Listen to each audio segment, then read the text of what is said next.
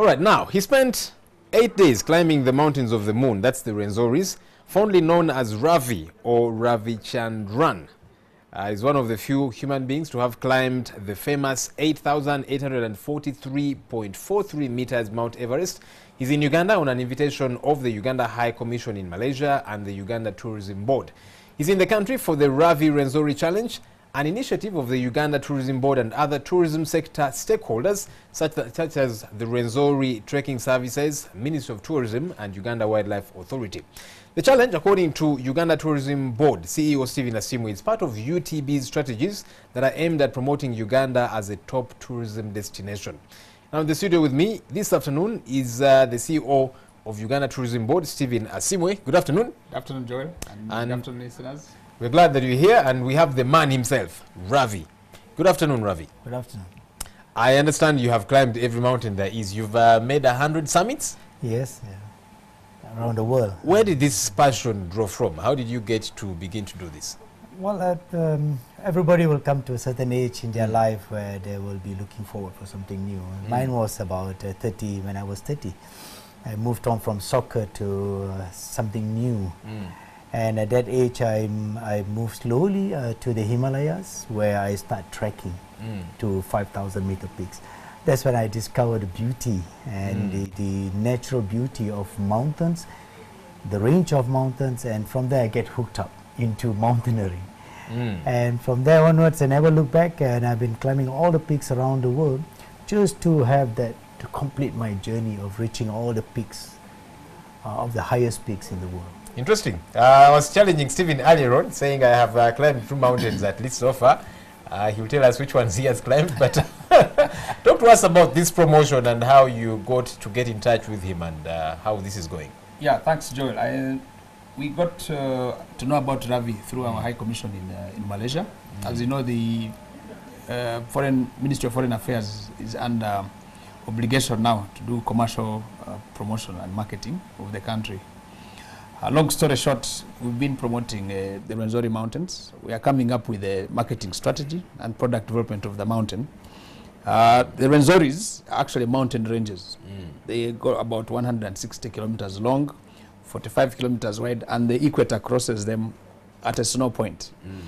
Now, in terms of adventure tourism, the Rwenzoris offer the best on the African continent. We have the 3rd, the 4th, and the 5th highest mountain in Africa. Covered by glaciers. It's a national park, and at 5 levels there are different flora and fauna, and this is one thing that people didn't know about. So by getting one of the most acclaimed mountaineers, who by the way is in the Guinness Book of Records of Malaysia, we linked up with the embassy, and he belongs to a fantastic group of a niche of climbers who are high spenders. They stay long and spend more money. So we want to grow that segment of tourism, and it was a very good opportunity for him to come. That's how we got on. Talk to me about how you get to do this with a lot of ease, because having climbed 100 mountains, so to speak, I don't know, there must be something about you. What is that? Well, it's an understanding about ourselves when we climb mountains. So we follow our own pace. That's why mountaineering is different from other sports. Other sports, people compete, people fight with each other. But here we know, we compete against the mountain, against the height. So what we do is that we set our standard, we know our pace, and we move on slowly. As you move on slowly, your body will start to acclimatize, to get ready for the high altitude. So there you will feel at ease. So every time you go up in a mountain, if it's a high mountain, you will need to be at ease. So meaning you move very slowly pace. So here in Rwenzori, they have a very good schedule, which is 8 days. Some other peaks we do 30 days, like on Everest we do 60 days, just to get ourselves to move at ease. So every time you move at ease, you will be able to reach the summit and come down safely. Interesting. I've climbed only 2 mountains so far, but each time I climbed those mountains, my family and friends were always worried that I'm taking crazy risks. You have done 100, and you have suffered some of those risks. I was reading about your story. Your fingers got cut off. Talk to us about how that happened and what exactly happened. Well, it was on Everest 2006 from the China side, Tibet, which is a bit tough and is a bit windy and strong. So some days, due to the wind factor, the temperature will drop. And when the temperature drops, the first thing you'll effect is the most furthest from your heartbeat. That will be the fingers or the toes or the nose or the ears. So some people will have different effect. Some people lose their nose, some people lose their fingers. So mine was just that it was cold day and I was moving towards the summit, and what we call it overexposed, that we get into frostbite.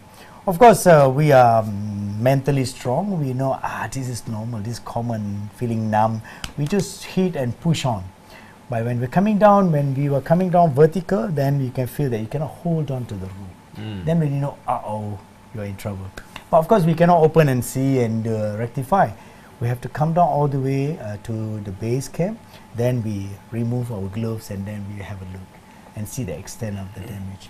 So when you know that, we're going to lose the fingers, or we wait until 2-3 months as a professional climber, there what we do is that we wait for the good tissue and the bad tissue to separate, and then we just break them. We just remove them from our joints, that's it. Interesting.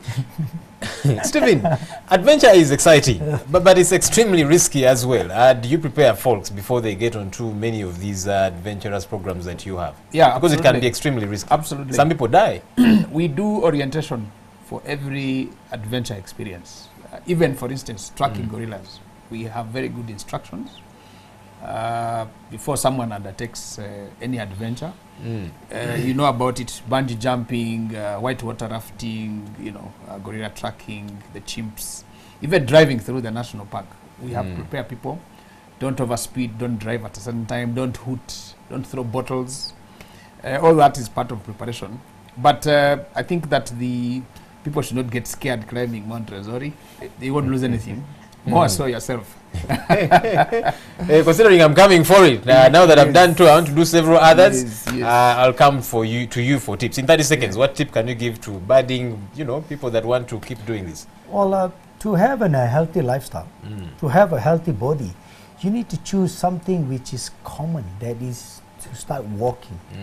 Hiking, trekking makes you walk 8 hours per day, sometimes 6 hours per day, and your heartbeat will be at a very nice pace that you start burning. And you'll find that every day you complete one hike, you will feel great about yourself.